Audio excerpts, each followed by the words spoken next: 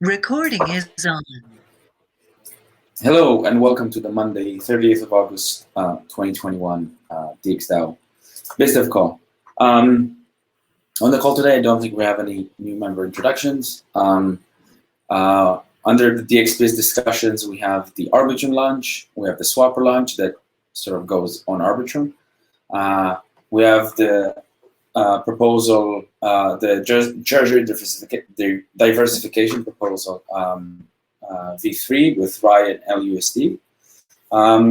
We have the hats set up to be a user, to be like a vault owner. And under DX events, we have both ETH Lisbon and ETH Online that we want to talk about. And then under DX Ventures, we have the hats opportunity that's on the forums and the Opus update. And I think like what we're going to start with, just to get that out of the way, and I think that's urgent, it's the ETH Lisbon week. If we have any updates, Dave? Yes, so I guess the main update is just that accommodation has been booked. So we have accommodation secured from the 10th to the 24th with one apartment. So we actually went with the idea of getting a couple of smaller places in Lisbon than one big one, just due to there not being availability of very large places in Lisbon. So I believe we booked 4 places in Lisbon, and one of these is booked until the 25th. The idea being for people who attend the actual hackathon and who will be hacking, given that that ends on the 24th. One of the apartment goes till the 25th, while the others are until the 24th. So anyone who hasn't yet, take a look at flights and make your bookings. And heard Europe might tighten borders. I guess it depends country per country. So Portugal is looking quite good, actually. So they're quite high in vaccination rates. I believe they almost reach 80% already of total population. That's great.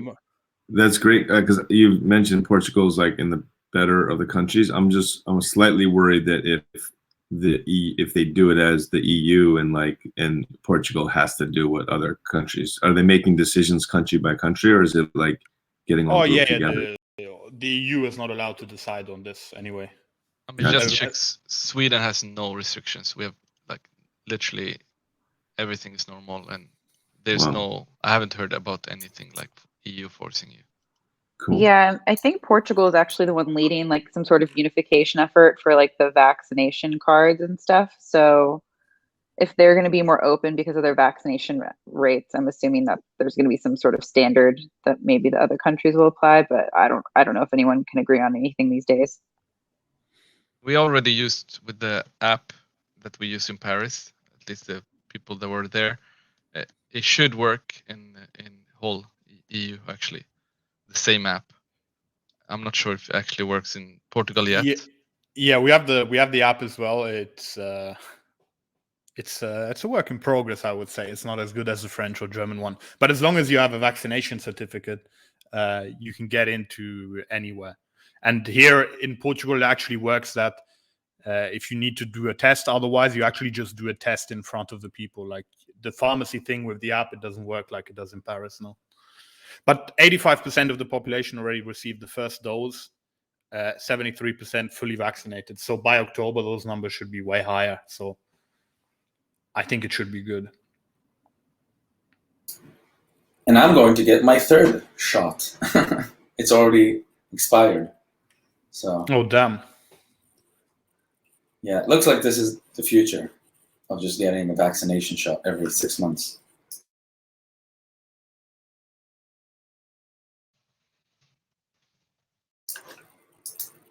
So yeah, anything else about ETH Lisbon?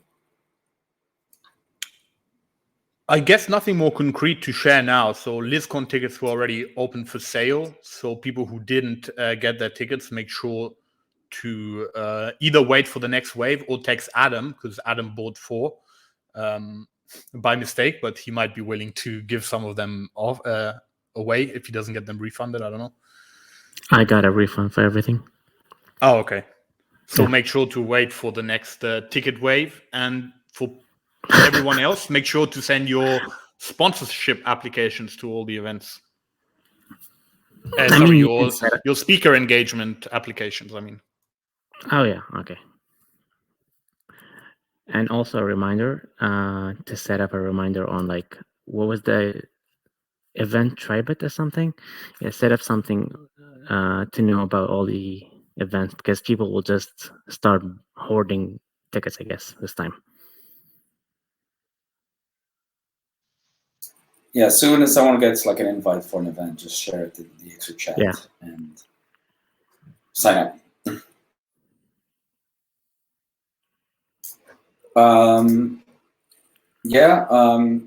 So I guess the next thing up to discuss. Wait, Sky, do you want to discuss ETH Online, or could it wait till the end?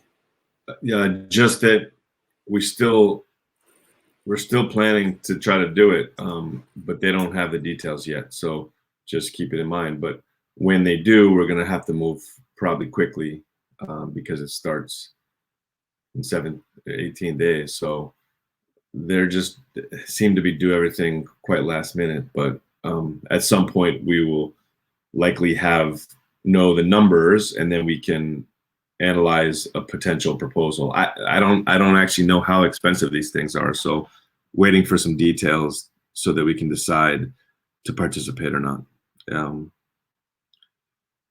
But it's the biggest one of the year, so it's a probably good one to start with if we're going to get involved with that like community. Awesome. So yeah, the next things we have kind of like to discuss is, first of all, the Armature Launch, which is supposedly happening tomorrow, and then the Swapper Launch, which is going to happen on Armature. Do you want to lead that, Sky? Or someone else? Yeah, so I can just summarize that. Maybe people can add, but it just we've been discussing and we just had a call with more of like the details of what it means, as now that we know the exact date of tomorrow at potentially, well, we don't know the exact time of Arbitrum launching, which then becomes kind of an open network and people can have access to move funds across the bridge onto Arbitrum. A lot of projects will announce. DXDAO has a whole game plan of publishing an article and sharing that with the different communities that we've involved in Swapper token launch. And then there's like a whole technical plan, which maybe John or someone else, we don't need to go into like exact details, but of like the different steps that need to take place via proposals and moving money and launching permission or parameters and also campaigns and things. And so that kind of plan is going on in the background. But as this happens, the goal is to get the entire DXDAO community like thinking about, aware of this, promoting it into other communities. And it's really going to take a widespread community push around this. Probably like this is the biggest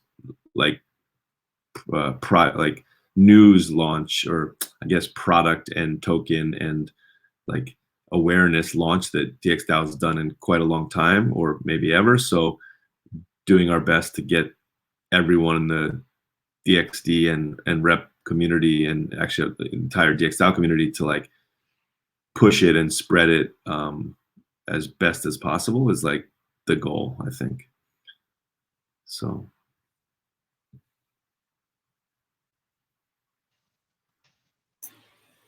Awesome. Is there anyone else who wants to chime in? And I think like there's probably going to be like there is a DX Voice sort of like campaign around this, and I guess everyone is expecting, like we're expecting everyone in DXDAO to like tweet and retweet and talk about this. So that's that. Yeah, I guess one of the things is going to be, obviously if mainnet gas prices are really high, it can encumber like part of the plan of getting people to come with a little bit of capital to Arbitrum to claim Swapper token, to bring capital to provide liquidity into Swapper pools. gas prices on mainnet can affect that, but one of the best ways to drive or initial momentum is actually to make sure everyone in the DXDAO community, like DXD holders and rep holders, like at least does it themselves. Like people shouldn't be, waiting like for other people. Everyone should try this out themselves. It will, if there's problems, we'll discover the problems, but it will also build, like the DXDAO community alone can build a lot of momentum, I think, and then spreading that around, and then others will hopefully follow. So don't be shy to like make it happen, like make the moves yourself, I guess.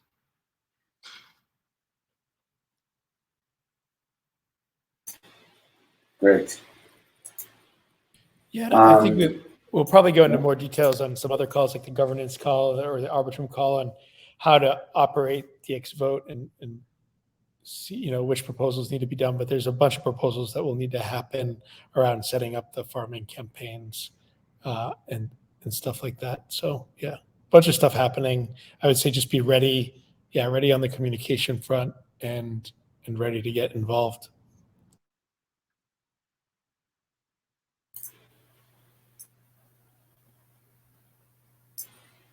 Yeah, is anyone else want to talk?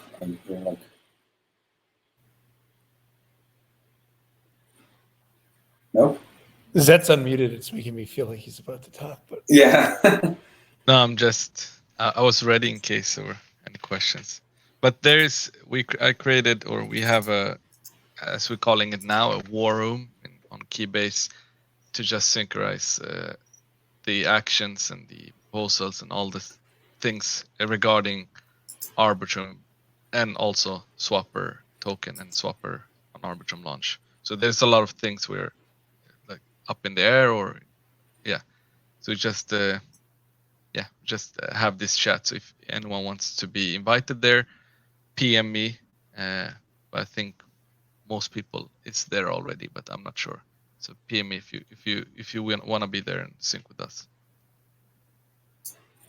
Awesome. Is there any specific update about Swapper that you want to give, or I think maybe Sky touched on a bunch of it? I mean, yeah, we had a proposal going through during this weekend. Swapper Beta V4 is out, which is basically Swapper with Arbitrum with a new network switcher, Swapper with the airdrop model and airdrop claiming function. So yeah, we're ready for Arbitrum.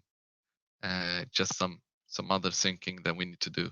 So we have already people asking about the airdrop. I think we'll come out with an article announcement later tonight regarding that, a Medium post, so we can come out and actually have something to link back to make people understand what's going on. But until then,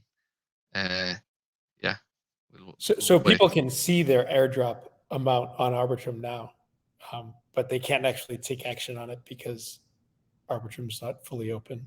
Yeah, that's correct. And like we don't. I mean, we should be more careful, to be honest, because airdrops could mean also getting scammed. And like the first question we got is the airdrop real? Obviously, not being able to claim an airdrop looks like a scam. And they might be wondering, why did I connect my wallet, or what's going on? I don't know. It could be like 10 different things, and we're also opening up for someone to try to create a scam surrounding this. So we need to have our eyes open in case something bad is happening. But until now, everything is okay. We will have an announcement later tonight that clear out a lot of these questions. Great. That's awesome. We could possibly have an official tweet from the Twitter handle of DXDAO and Swapper with the blue check marks saying that the airdrop can only be claimed from swapper.eth.link. Yeah. I mean, this is what could happen and did happen with DXDAO, right? Before we even did an airdrop, there was a fake airdrop for DXDAO, and there was a DXDAO Twitter with a check mark, more followers than us, coming out saying, hey, claimed the newest airdrop, and it actually got a lot of attention, right? And it looked more official than our real one.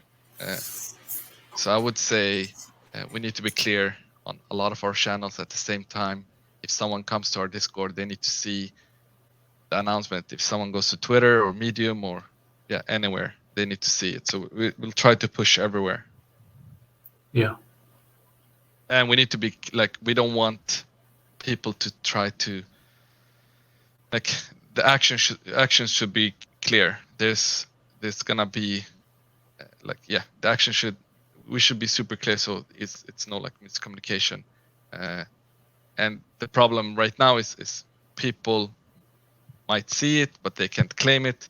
And if they ask for support, someone might DM them, right? So this guy that actually wrote on Discord, we need to be quick responding to him, so no one acts like Keenan or acts like me, tries to DM him and scam him.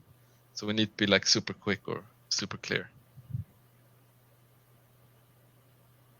Yeah, by the way, great job on the design for claiming the token within Swapper. It's really cool. Yeah, it's mostly Federico. Big ups to him.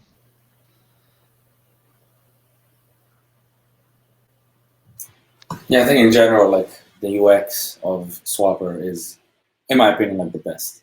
Obviously biased, but I really enjoyed using it. Thank you. It'll be better. I know some flaws, but it's always gonna be better. Awesome. So the next thing kind of to talk about is the RAI and LUSD in the Treasury Diversification proposal. Do you want to talk about that, Dave? Sure, I can give a quick overview. So I posted a new Treasury diversification proposal about moving another $5 million in Ether to stables. And well, the idea was not only to diversify our Treasury, but also to diversify in the tokens we hold. So right now we mostly have 4, right? Which is DAI, USDC, synthetic US dollar, and USD, well, Tether. And so this proposal aims to also acquire a large amount of RAI. So the idea behind that, of course, we had a chat with Stefan from RAI, from Reflex Labs as well. And I guess the idea was to send also a bit of a statement that we really support like projects like these. So for people who are not familiar with RAI, I guess we could say the stable coins we currently hold are more US dollar pegged coins than stable coins, while RAI itself is actually a stable coin in itself. So it's not actually pegged to the US dollar, but aims to maintain a stable value by itself. So I believe right now it's like $3 or something, the RAI. And so that's why a large portion of it, I believe 3 million, were actually going into acquiring some RAI. And I guess that's the main new stablecoin. Then we also have LUSD from Liquidity, which is low collateralized. I believe they have a ratio of 110 compared to, I believe DAI is like 100. I think 130 is the typical collateralization ratio in the stablecoin, right? I believe that's, yeah, I think 130 for USDC, I think.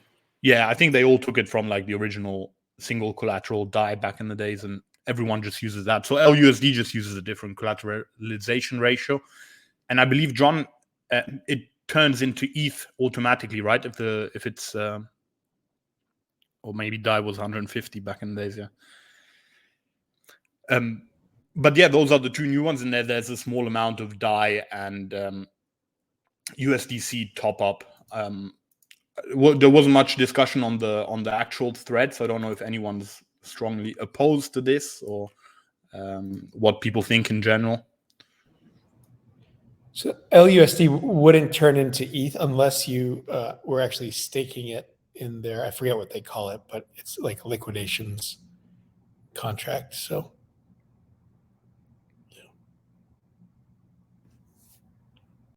yeah, it's very important that we prepare to have like a multi-year bear market and having like a prepared runway for the current existing size of DXO full-time workers at least for 10 years is like very great to see that we already accomplished to diversify.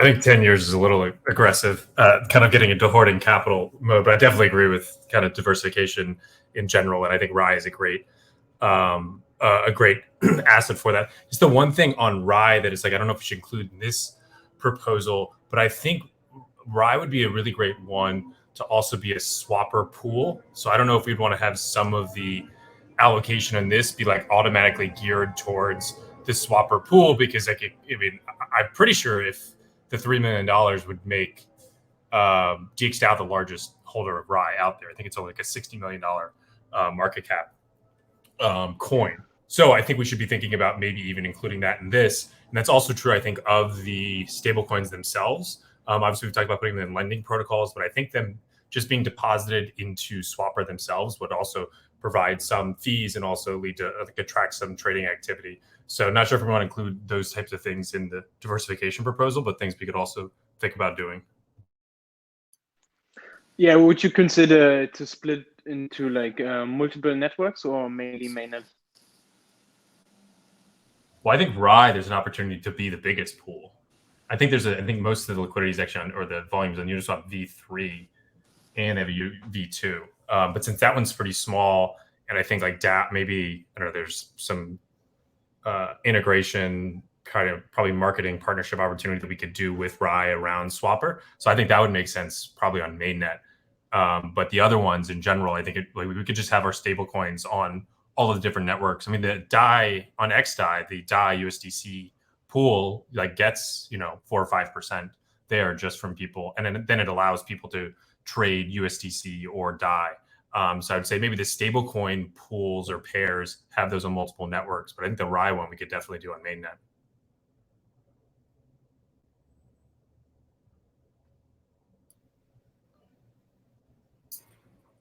Yeah, that's super cool, and maybe also to Arbitrum, like bring it down to Arbitrum.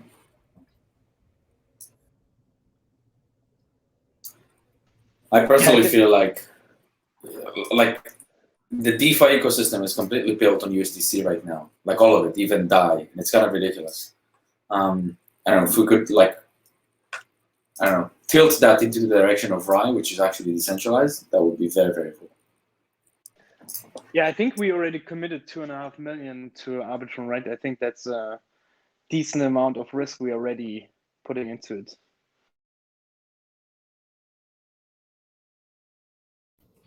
I was going to type this.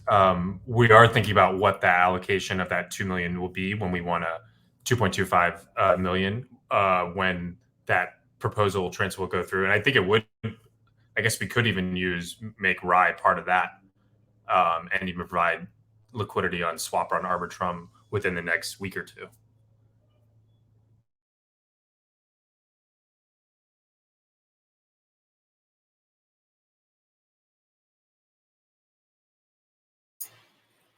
Awesome.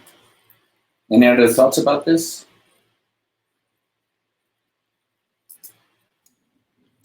Awesome. So my idea was actually I'll submit the proposal on chain this week probably. And yeah, just to touch on the runway as well, which was mentioned before, I believe this proposal will actually bring us to roughly 5 years runway at the current burn rate. And but you have to, I guess one thing to consider is also that operational costs are mostly covered in Ether.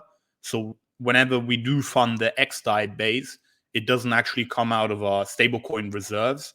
It's actually Ether that gets turned into DAI. So this is kind of like a 5-year runway, which is not really affected by our daily operations because those are mostly paid for in ETH. Or at least that's how it's been happening now. I guess if there were large market movements or Ether were to drop significantly, we would likely consider moving actual DAI to XDAI rather than doing what we've been doing now, which is taking ETH and moving it into DAI and then bridging it.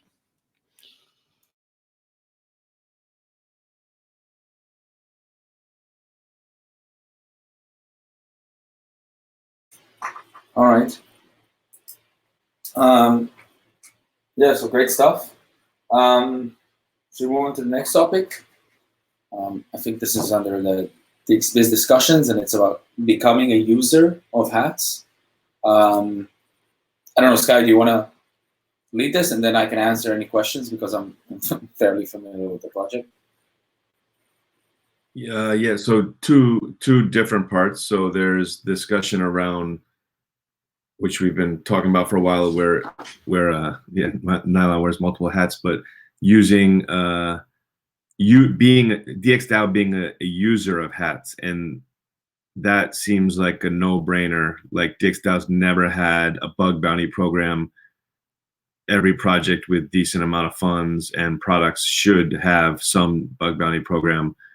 Hats program, which is new and untested, seems like a pretty unique, interesting, community-focused DAO way to get into to launch a bug bounty program. So being a user, but there's a handful of things that John and I think some devs and security team have been like working on in the background in order to get the things in place to be one of the first users of hats as a program.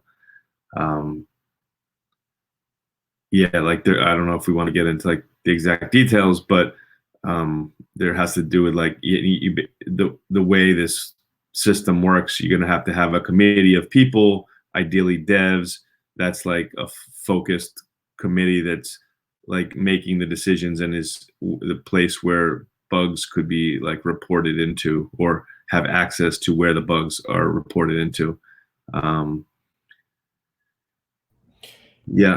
Yeah, there's this committee which I've made some progress on setting up. It's basically an encrypted Telegram chat with the group of people that gets decided on. So we could talk a little bit about who would make sense to have on that committee. And then the other thing that we have to specify to get this set up is the contracts that we want bounties for, and also the different levels of severity that we would recognize with the bugs that could be reported, and the corresponding reward that would go with that. So like the recommended, like suggested way of doing it would be having something like 4 levels of severity with like, the low end just being like the smart contract doesn't work as expected, but no funds were lost. And like the high end being, a lot of funds were lost or could be lost with this bug.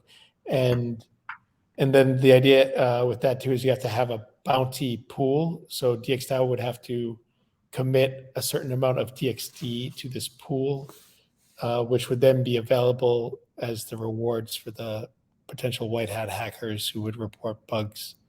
And so each severity level would specify a certain percentage of the pool that would be eligible as rewards. So the other thing, so we could talk about who should be on the committee, what the amount of DXD should be, which contracts to cover. Those are all things that have to be specified. So just saying, it's not the amount of DXD, it's like the portion of the vault. So let's say, you specify, I'm pretty sure it's that way. I actually have a question too. So the vault, so DXDAO would put some DXD into the vault, but they will open it up to all DXD holders to also stake on the vault? Yeah. So like this essentially allows the community to participate in, sort of protecting, the DAO itself, or like the contracts of the DAO. And the other piece of this is there's what they're calling security mining. Yeah. So like, tell more about that. Yeah. Once this starts, you'll basically be farming HATS tokens for, depositing and protecting other assets. So there's also incentive, like beyond just protecting, like your holdings. That makes sense? Yeah, it's super interesting because it's community based. Like as a community member, like DXDAO can fund this vault with some initial funds because it's important as a DAO, but then users or community members who are invested themselves in DXDAO and want it to be safe and its products to be safe, put additional funds in, partly to incentivize protection of their investment or their products, but then also you get this HATS reward on top of that. John, correct me if I'm wrong, but mainly the contracts you had listed were like a bunch of the different product contracts. I think like we want swapper contracts and things included. Yeah. Was like DXDAO itself, like the contracts of the DAO and DXVote and stuff, was that also to be included? Yeah, so we could add the DXDAO governance contracts. I actually think it makes more sense to just focus on the products where the user funds are. Why? Like I would say that to cover as many contracts as possible, like that are related to DXDAO. Yeah, so I mean, not that we wouldn't want people to report any issues with the governance contracts, but well, for one thing, it's been around a bit longer, and there's like a couple audits and stuff. So like smart contract wise, I think there's a little bit less of a risk on the governance thing. But the other dimension of this is that I actually think like a bigger risk on governance is sort of the monitoring. And so I actually think it could be counterproductive to attract people with bug bounties on the governance stuff. So I would rather focus on the products, like the swapper contracts and the Omen contracts. Okay, and this could be changed, like in the future. Like you could upgrade that, basically that committee document, and like add additional contracts. So. Yeah, exactly. We can adapt this in the future. So users, DXD holders that are not a part of the DAO, but just stakeholders, before governance too, is whatever they stake in order to earn, HATS tokens, is that at stake? Like if there is a vulnerability and someone claims tokens, would a part of that be taken or? Yeah, so if I'm a user, like, and I want to protect the, DXDAO, then I deposit DXD tokens. And, later on in the future, we'll be farming HATS tokens as well. But for now, I will just be depositing DXD tokens, which will sort of protect DXDAO and incentivize responsible disclosure rather than hacking like any of the DXDAO protocols. If someone does responsibly disclose something, then a portion of what everyone staked will go to the hacker. That makes sense? So yeah, like you are putting your funds at risk, right? Yeah, that was my question. Yeah. So if it's a big vulnerability and the reward for it is like 50% and it's proportional, like if I've staked a certain amount of DXD, 50% of that will be going to the white hacker or white hat hacker. Yeah, something like that. Right. What is the timeline on us moving along with this? I think maybe this is for Sky and Tammy. In terms of technically being ready, definitely Sky and Tammy, but just in terms of technically being ready, I'm working on the Telegram chat right now. And I think once I get the key set up, I should be hopefully ready to be testing that today, just in terms of the Telegram chat. But we would also have to set up a multi-sig if we need a new one. Yeah, I think the collaboration for us participating with the vaults is like just a technical discussion. I think we need to do a separate proposal anyways to transfer the DXD or whatever funds we put in for claim for rewards. So that's like going to be a whole separate process once we have the technical stuff set up. And then the venture, the grant investment is completely different. I think I need to check back with Ophir to see if they're doing the announcement today regarding who's investing. Obviously, we still need to get the on-chain proposal up, and I've sent all the documentation over to their attorney to review. So hopefully any day now, once that's all confirmed, they'll get the on-chain proposal up, if unless there's some sort of pushback in the community about it. And then it's kind of just moving along as it should.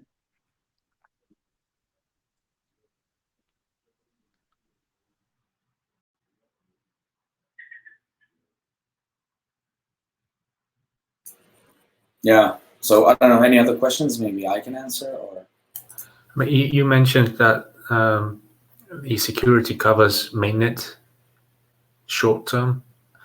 Like, what is the plan on moving to other chains? oh wow, I don't know. I don't think this is like in the horizon, like right now. Because I think still most of the projects are going to have their bases on mainnet, and so most of this is going to be on mainnet. And then, I don't know, if Arbitrum catches on, then why not? Why not move to Arbitrum?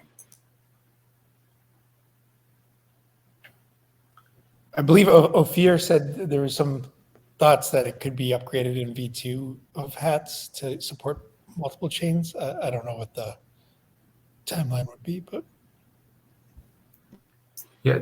Dave is asking a question that maybe Federico could answer, because I read somewhere in Discord that in order to deploy on Optimism, you have to change your smart contracts, but that's not the case for Arbitrum, and they're kind of like the same. Is that true? And so if someone finds a vulnerability in our contracts on mainnet, would it be the same on Arbitrum? So like you kill two birds with one stone, or? Yeah, I think, most likely, yeah. But I'm not sure about the Optimism thing about changing contracts. To be honest, I haven't looked into that too much. But yeah, if a vulnerability is found on an EVM chain, it should be the same on another EVM chain. Pretty sure about that. That's good news. or bad news, depending. Yeah. So just to be clear, and Tammy had a good post about this, but there's like consensus here, and then we can figure out consensus from the wider community. And this could be rep holders, and maybe we want DXD snapshot interest as well. But there's like us being a user, initial early user of HATS program, and then separately, there has been an ongoing, it's been drawn out, but it was an early offer, but it was an ongoing opportunity to invest as DX DAO and DX Ventures into like this platform and and system that HATS is building. And so it seems that like everyone here likes the idea of definitely participating in HATS, and you don't have to invest to actually participate, right? So we can just participate, and we will also earn HATS tokens over time as a participant, an early participant of the system. And then separately, there's a DX Ventures opportunity to actually, give them capital as part of an initial raise they're doing as a grant or something, and get actual additional HATS tokens in return, which then gives DXDAO a bigger voice in the governance ecosystem. And so not sure if, so the question is, are people on board with both of those? And then what other signal should we try to receive from DXDAO community for, I guess, both of those initiatives?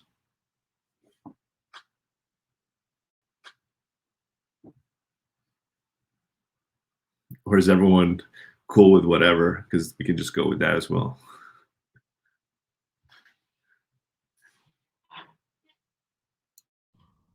I would maybe look for objections if anyone has any specific objections against, and then figure those out.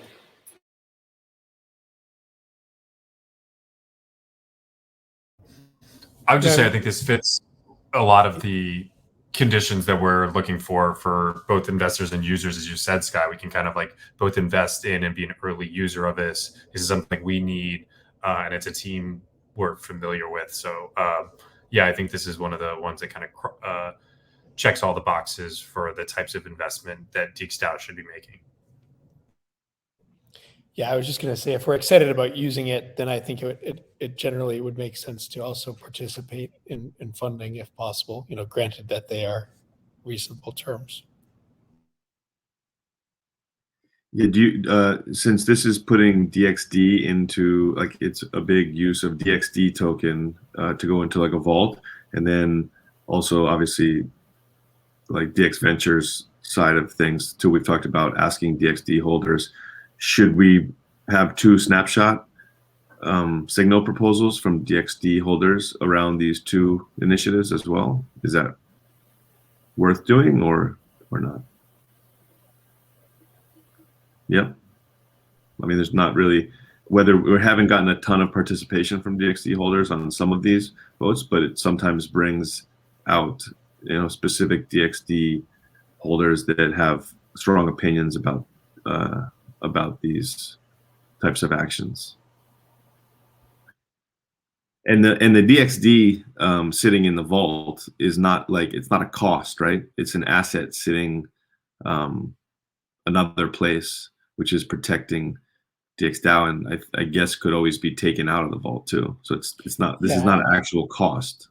It's at risk, but I think if, you know, especially if we set it up in a smart way, which we intend to do, it's a risk that you're sort of already exposed to, right? Like if a hack were to happen, that's not going to be good for the price of DXD, right? So putting some DXD up to kind of prevent an attack from actually taking place is sort of like, yeah, it is protection, even though those funds are at risk.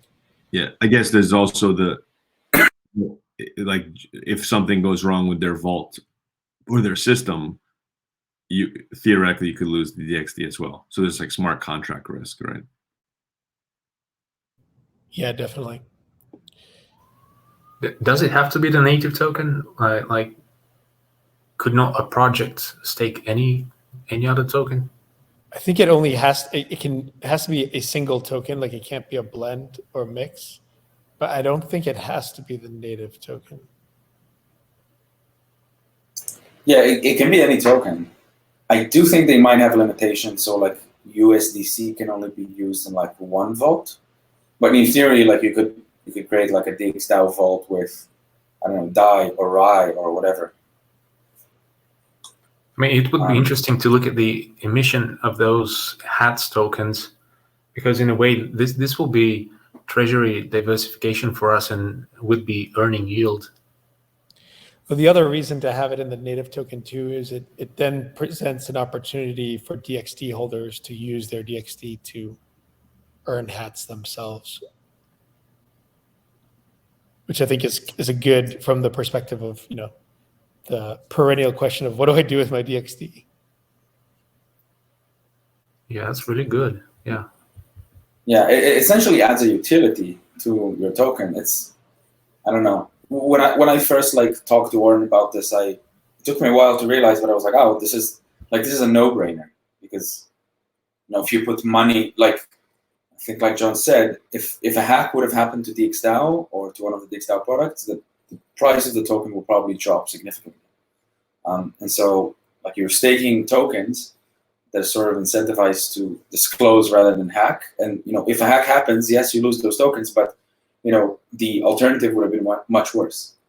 And then that's one. And then on the other side, like you basically allow your token holders, you give them a utility and something to do with their token and lock it out of circulation. So yeah, interesting to see like what will happen to like all the other tokens that are participating. I would say the main like concern of like a downside I would have is actually like the time commitment of the committee. You know, I've at least heard that with bounty programs, sometimes there is like a decent amount of overhead cost to fielding people's, you know, reports. So, I mean, that's something we'll have to monitor, I guess, as well, right? In theory, I think it's, yeah. I think there's like a bounty. You have to put like a fee. A spam protection, like if people submit, exactly. They actually have to, yeah, that's great, because a risk kind of like holographic consensus. So. Yeah, to the question of how many people can be in the committee, like it just depends on what you set up. It's essentially a Gnosis multisig.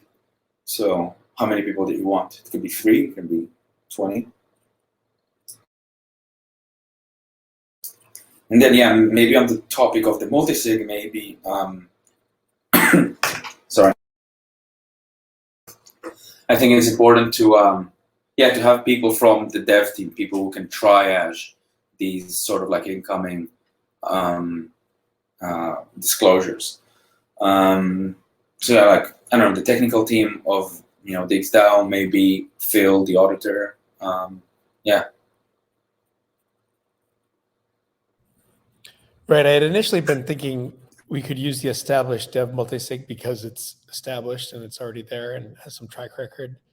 But yeah, Sky was making the point that it's actually doesn't have a lot of devs on the, even though we call it the dev multisig, it's really just a couple of devs and other folks from other contributors. But yeah, maybe it makes sense to set up a new one that is really mostly devs.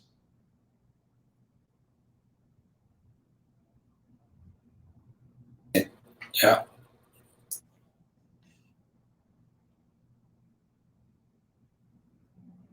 So I guess we'll probably, unless people feel differently here, we could probably move ahead with that approach of creating a new multi-sig and starting to add folks that are doing smart contract dev and maybe other dev work for DXDAO, and then maybe also the product managers.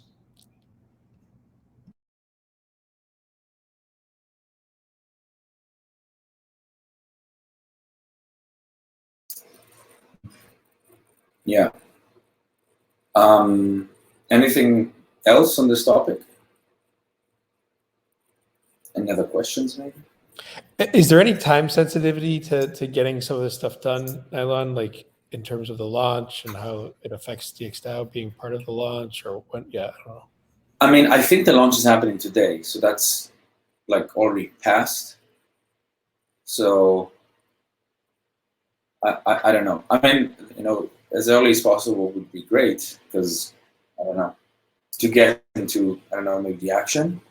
But yeah, I don't think the liquidity mining or liquidity farming or security mining, I'm not sure.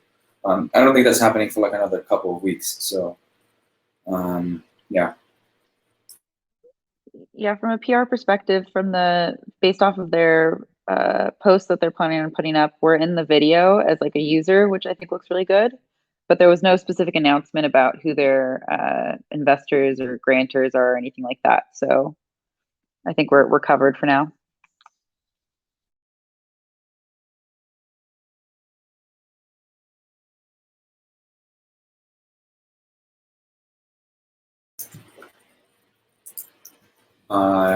Yeah, any other questions on this topic, or I don't know if we have anything else. Oh, maybe an Opolis update, Sky? Oh yeah, so Opolis was the first investment grant that DX Ventures and DXDAO has done. Opolis as a system is, I think the community is realizing it's a useful tool in the community. It's still mainly or largely based in the US to be like an actual user, but there are, so DXDAO and other entities can be like members of the Opolis like cooperative, which DXDAO is. The main platform of Opolis happens on Polygon at this point. It is a native mainnet token, but the work token has been bridged over, and that's where it was distributed to most of the users and grant providers and things on Polygon. That is actually the place you take your work token and stake it into the Opolis system and can earn rewards each epoch depending on the amount of money that's flowing through the Opolis system. DXDAO doesn't currently have a presence on Polygon. We now just have a new multi-sig that would be able to allow DXDAO community to do some things on Polygon if we choose. And so the work token for the initial amount that DXDAO received was actually sent via mainnet directly into DXDAO's treasury. And so the work token so far that has vested, I think, which is 20% of the total, is now sitting in DXDAO and will continue to get more work tokens each quarter for a number of years, I think. But now with that work token, DXDAO has a decision to make on like participating in the Opolis system, like staking, using it as governance for voting, staking it into the Opolis system in order to earn additional work rewards, and participate in like the benefits of the economic benefits of the system, or potentially using work token if we wanted to for like a swapper pool on mainnet potentially, or Arbitrum more likely if there was a reason to have a community around that token on Arbitrum. Separately, there's actually an initiative from like the work community to create a liquidity pool, which is happening very soon. But because the work token sits mainly on Polygon, the initial pool for work tokens, which I think is work USDC probably, is likely going to be on Polygon, on a DEX on Polygon, potentially SushiSwap, I think. And so that would be like, there is no like active trading of work token anywhere in the ecosystem. And so there's not really like a value to work token at that up to this point. But as that DEX, as that pool gets established, and if there is like interest like around that token, DXDAO has now the ability to use work tokens that it has, or potentially incentivize a work token pool on one of Swapper's chains. And so we have a few different options. I was going to summarize like what I've just described here in a post in the forum, and then we can discuss kind of what people think would be good to do with work token. I mean, it's basically a no-brainer that if you're just going to like sit on your work token, you should really stake it into the Opolis system, because you earn a reward. You earn like a reward, right? And so DXDAO itself cannot actually do that. So we'd have to use probably a multi-sig on Polygon if we wanted to do that. But we could outline that in a proposal. And so like different token economies, you know, if there is a yield opportunity and you don't take advantage of the yield opportunity, you are basically losing, right? And so currently the work tokens are just sitting in DXDAO's treasury, which is nice to have, but they're not being utilized in any way. So that's the overall summary. Once I get the forum post up early this week, we can discuss the different options of what to do. But it's cool to see the first DX Ventures investment like actually come to completion and actual like, you know, receive tokens as part of the participation in the system.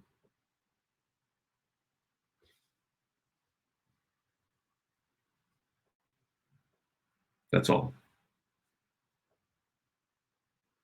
Oh, and I guess in general, yeah, so any contributors, obviously it's still mainly US focused, but like referring contributors, potentially when we have new people that come to DXDAO and they're kind of like, well, does DXDAO have benefits? And the answer has always been like, no, DXDAO doesn't have anything to help you with that.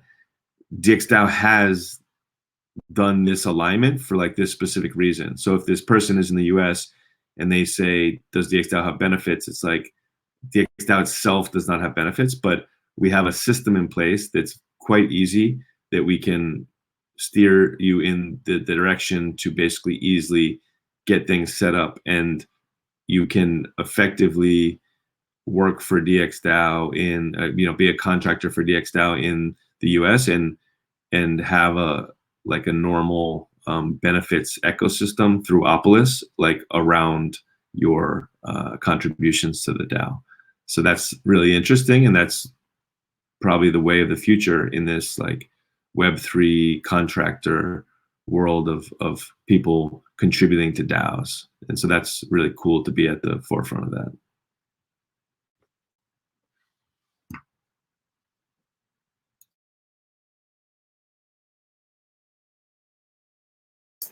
Awesome.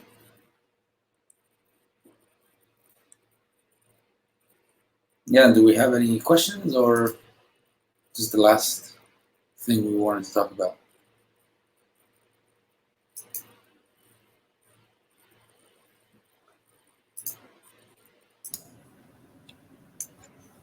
I have something a bit off topic. Go on. Do you want to close the recording, or? It's for ETH Lisbon sponsorship, so it might still be relevant somewhat. Oh, yeah. Yeah, so I just got a reply from the LizCon guys to sponsor the Wi-Fi. So they suggested we prioritize Wi-Fi for actually streaming the live streams, etc., rather than for people attending the conferences. Given the limitations of wireless internet, right? I don't know what people's thoughts are about that. And then we could be listed as like a community sponsor, special mention in the YouTube description.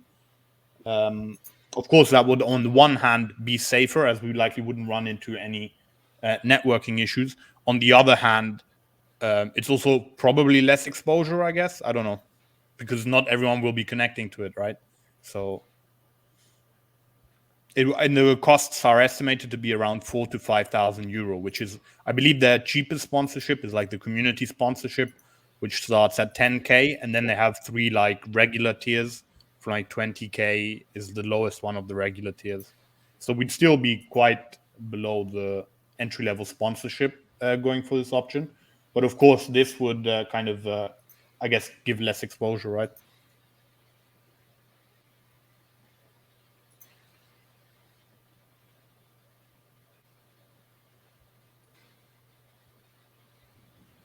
Sorry, what was the question with the... Oh, I guess one of the concerns was, they don't have fiber optic, right? So the internet is provided, I don't know, via satellites, wireless infrastructure or whatever.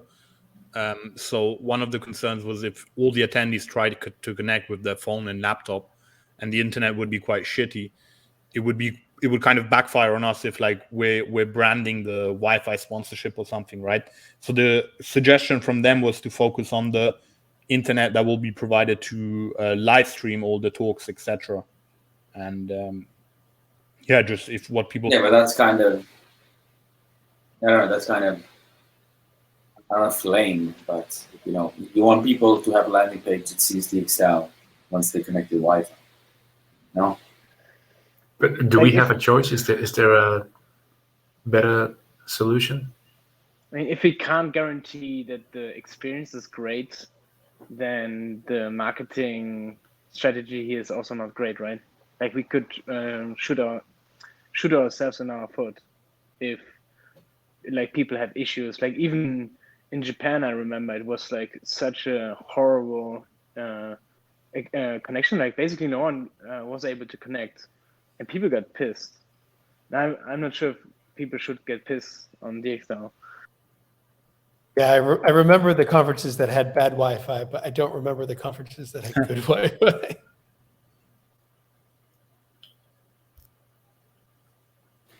Yeah, like DAPCon, what was it, 2019?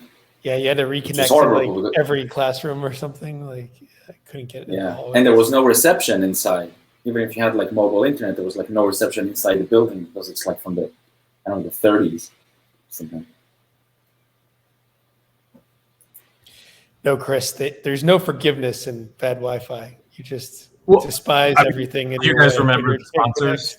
You remember the conferences didn't have bad Wi-Fi, but you don't remember the sponsors themselves. So I think it's like a risk, but I mean, I don't think that people would like people would think negatively of DXDAO because the Wi-Fi sucks at a conference. They would think like the Wi-Fi sucks at this conference and I'm like trying to connect to it and it says DXDAO each time.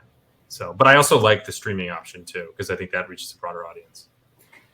No, I would think DXDAO has done a poor job if I try to connect to the Wi-Fi and it doesn't work and it's sponsored by DXDAO. I'd be like, well, what is this guy's doing? But maybe it's like in all news is good news. It'll really make people aware of DXDAO if we sponsor the crappy Wi-Fi. Well, if you use the Wi-Fi once and you never go back to it, you may forget. But like if you do have to like go back each time, at least you do see DXDAO. And I don't know. I think we're getting a little paralyzed and we should just jump.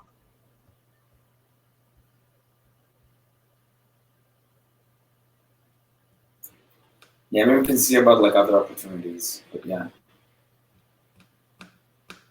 Or, I don't know. If the internet is shit and our landing page is locally cached, the only thing they'll be able to see is DXDAO. Exactly. And then we just have to have a good after party plan to make up for it. I mean, we could even put the after party tickets in the landing page. That would be ultimate OG, but of course, depends on the stuff working.